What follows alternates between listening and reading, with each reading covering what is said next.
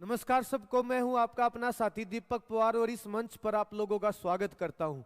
आज की क्लास में भी हम पढ़ने वाले हैं, आज की कहानी में भी हम पढ़ने वाले हैं हरियाणा के महत्वपूर्ण संस्थान, उनकी स्थापना और उनके हेडक्वार्टर कहां पर हैं, किस संस्थान का हेडक्वार्टर कहां पर है और उसकी स्थापना कब हुई। तो आज की कहानी में सबसे पहले हमारा सफर शुरू होता है फरीदाबाद से।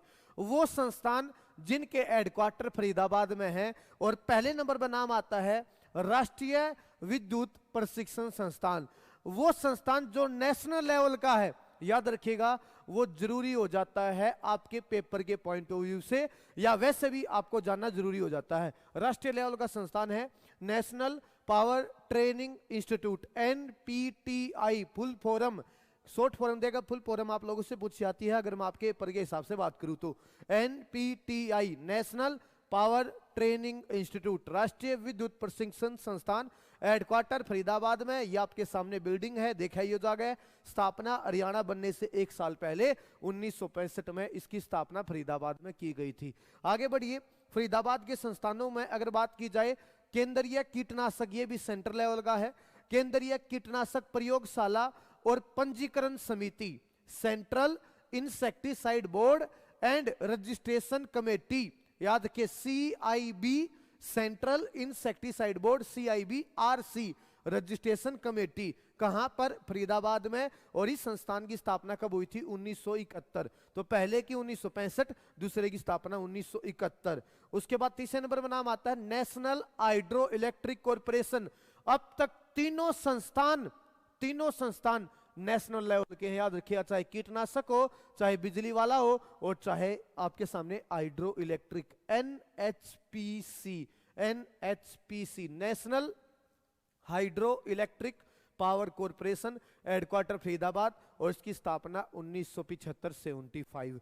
तो अब तक तीन बंदे आगे, एक की स्थापना 1965, दूसरे की स्थापना 1971 और तीसरे की स्थापना आपके सामने है 1975। अगला नंबर आता है अरुण जेटली राष्ट्रीय वित्तीय प्रबंधन संस्थान। अगर आप हरियाणा के किसी भी एग्जाम की तैयारी कर रहे हो, ग्रुप डी से लेकर ग्रुप ए तक, तो जनाब मैं आपको विश्वास दिलाने की कोशिश करता हूं 100% आपके पेपर में पूछा जाएगा। राष्ट्रीय वित्तीय प्रबंधन संस्थान, राष्ट्रीय वित्तीय प्रबंधन संस्थान, NIFM, national institute of financial management. इसका नाम किसके नाम पर रखा गया है? अरुण जेटली के नाम पर रखा गया है। तो आपसे अब इसका नाम हो गया है AJ, और लगा दो NIFM, पहले इसका नाम था अरुण जेटली राष्ट्रीय वित्तीय प्रबंधन संस्थान, हेडक्वार्टर फरीदाबाद, स्थापना 1993। इसके बाद फरीदाबाद में अगला नंबर आता है क्षेत्रीय जैव प्रौद्योगिकी संस्थान, रीजनल सेंटर ऑफ बायोटेक्नोलॉजी, क्षेत्रीय जैव प्रौद्योगिकी केंद्र, रीजनल सेंटर फॉर बायोटेक्नोलॉजी, याद रखिए बायोटेक्नोलॉजी, हेडक्वार्टर फरीदाबाद, स्थापना 2006, बिल्डिंग आप लोगों के सामने है। अगर मैं बात करूं, अगला नंबर आता है फरीदाबाद में एक नाम और है क्षेत्रीय केंद्रीय। ये जो बाद के दो हैं, ये आए हैं स्टेट लेवल के, जो इससे पहले 3 या 4 बंदे आए थे वो आए थे नेशनल लेवल के। क्षेत्रीय केंद्रीय, क्षेत्रीय मतलब केंद्रीय, ये जो संस्थान है ना, केंद्रीय एकीकृत कीट प्रबंधन केंद्र, ये कहीं और मिलेगा, आप सर्च कर लेना।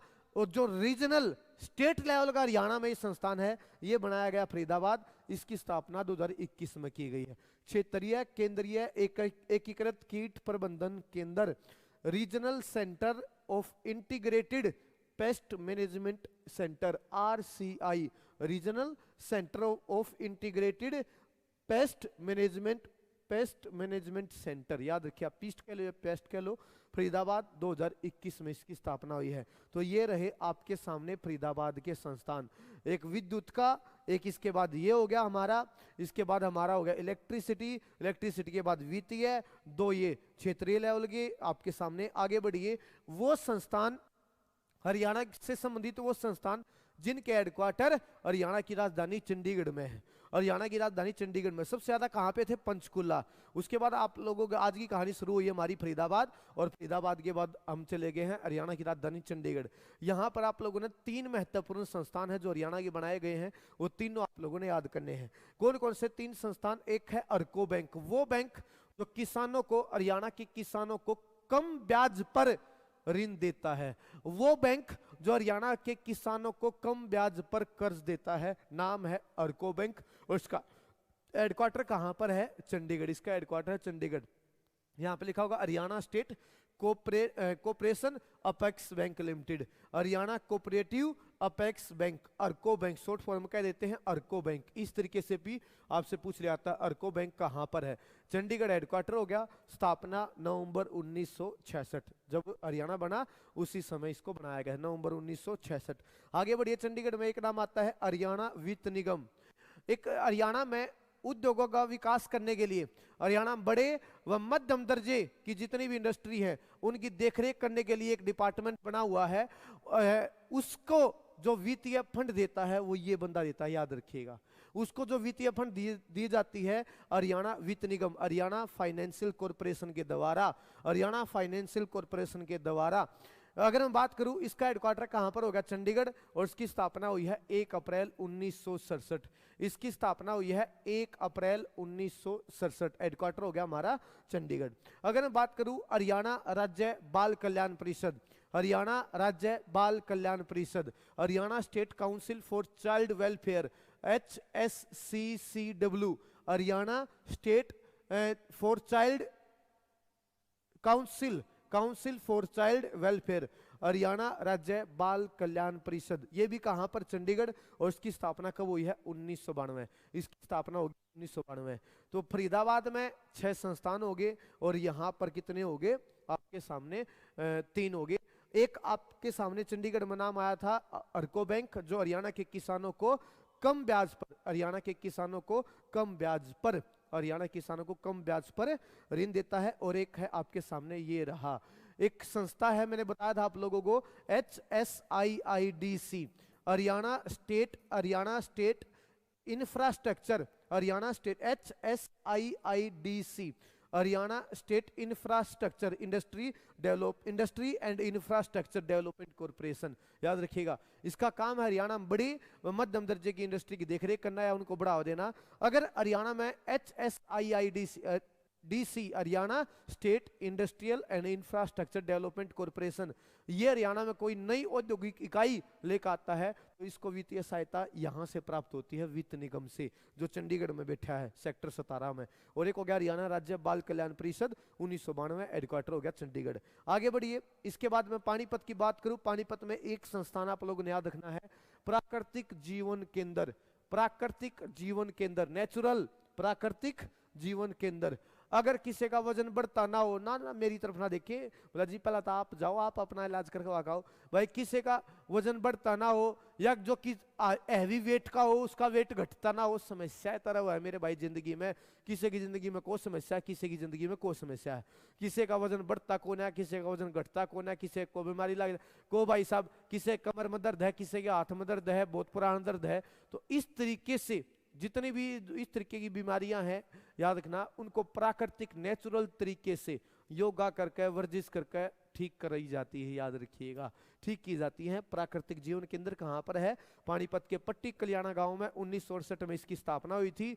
इसकी स्थापना पंडित ओम प्रकाश तिरखा और माता श्रीमती लक्ष्मी देवी ने की। और नेशनल हाईवे 1, जिसका नाम बदलकर 44 किया गया है, इस नेशनल हाईवे पे है। और ये नेशनल हाईवे दिल्ली से अमृतसर, नेशनल हाईवे 1 दिल्ली से अमृतसर, हरियाणा कितने जिले? 5 जिलों से गुजरता है, सोनीपत, पानीपत, करनाल, कुरुक्षेत्र, अंबाला। तो इसी नेशनल हाईवे पे आपको प्राकृतिक जीवन केंद्र नजर आ जाएगा पानीपत के पट्टी कल्याणा गांव में। और एक का नाम बदलकर 44 कर दिया गया है।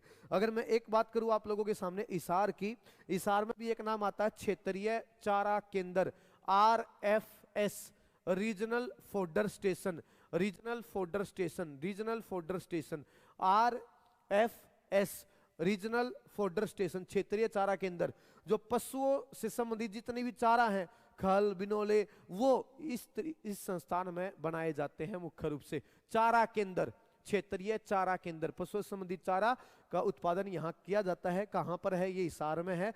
और इसकी स्थापना 1969 में हुई, इसकी स्थापना 1969 में हुई है। और एक इस संस्थानों की कड़ी में आखिरी नाम याद रखिएगा, सोनीपत।